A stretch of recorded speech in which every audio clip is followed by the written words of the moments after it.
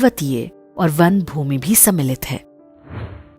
प्रश्न उठता है कि जिस देश में हजारों वर्षों से हिंदू धर्म को मानने वाले सबसे अधिक संख्या में रहते हैं, वहां मात्र 200 साल बलपूर्वक शासन करने वाले एक आक्रमणकारी मजहब के पास इतनी भूमि कहां से आ गई? इसका उत्तर है वर्ष 1927 में पास हुआ इंडियन चर्च एक्ट। अंग्रेज जब भारत आए तो उनके साथ चर्च के पादरी भी हुआ करते थे। देश के अलग अलग हिस्सों में उन्होंने भारतीयों की जमीनें हड़पनी आरंभ कर दी, जिन पर बड़े बड़े चर्च बनाए जाने लगे। हर चर्च के आसपास एक विशाल भूमि भी खाली करा ली जाती थी। अधिकांश अनुसूचित जातियों, जनजातियों और सामान्य गरीब लोगों की पुश्तैनी जमीनें थीं। इंडियन चर्च एक्ट से अंग्रेजों ने ये सारी भूमि एक झटके में ईसाइयों के हवाले कर दी। भारतीयों से हड़प कर चर्च को भूमि देने का यह कार्य बहुत पहले से जारी था। वर्ष 1894 में अंग्रेजों ने देश के कई शहरों में प्राइम लैंड 99 वर्ष की लीज पर चर्च को दी थी। बिरसा मुंडा के उलगुलान विद्रोह का एक बड़ा कारण अंग्रेजों की ये नीति थी। स्वतंत्रता के बाद ये जमीन भारत सरकार या वास्तविक मालिकों को ट्रांसफर हो जानी चाहिए थी, लेकिन जवाहरलाल नेहरू सरकार ने इसे लेकर कोई प्रयास नहीं किया। 1993 में 99 वर्ष की ये लीज समाप्त हो चुकी है, लेकिन चर्च ने अपना कब्जा नहीं छोड़ा। चर्च इन भूमि के किराए से ही करोड़ों रुपए कमा रहा है।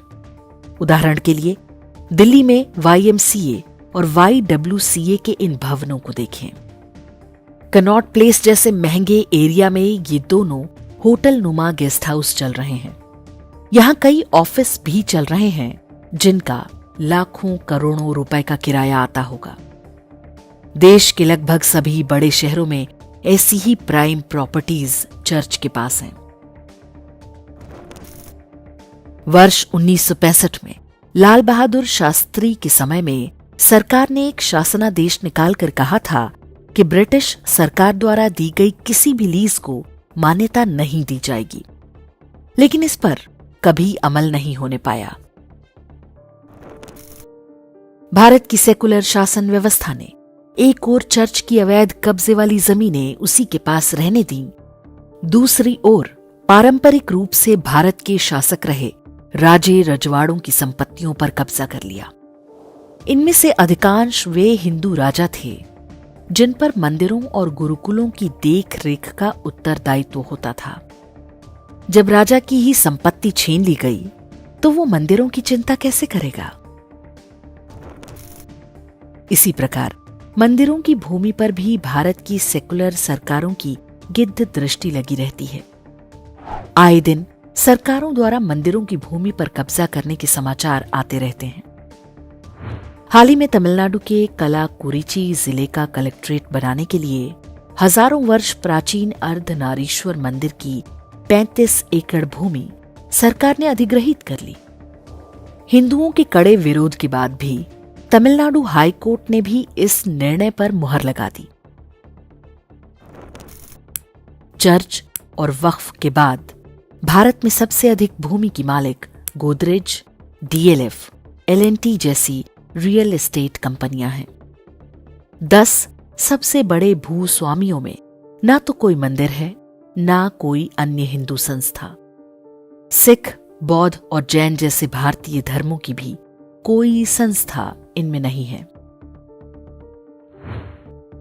यह स्थिति उस देश में है जहां 80% हिंदू रहते हैं और दावा किया जाता है कि हिंदू सब पर हिंसा कर रहे हैं। ये स्थिति बदलने के लिए हमें जागरूक होना पड़ेगा। अपने नेताओं को उत्तरदायी बनाना होगा। पूछना होगा कि स्वतंत्रता के इतने वर्षों बाद भी हिंदू अपने ही देश में लाचार और पराया क्यों हैं? चर्च ने हमारे पूर्वजों से जो भूमि छीनी है, वो कब वापस दिलाई जाएगी?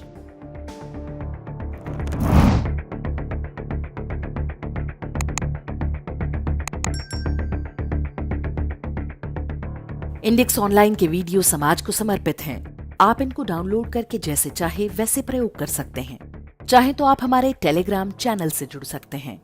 वहां सारे नए पुराने वीडियो आपको मिल जाएंगे। हमारे सोशल मीडिया लिंक हर वीडियो के डिस्क्रिप्शन में होते हैं। हमारा एकमात्र उद्देश्य हिंदू समाज को जागृत और एकजुट करना है।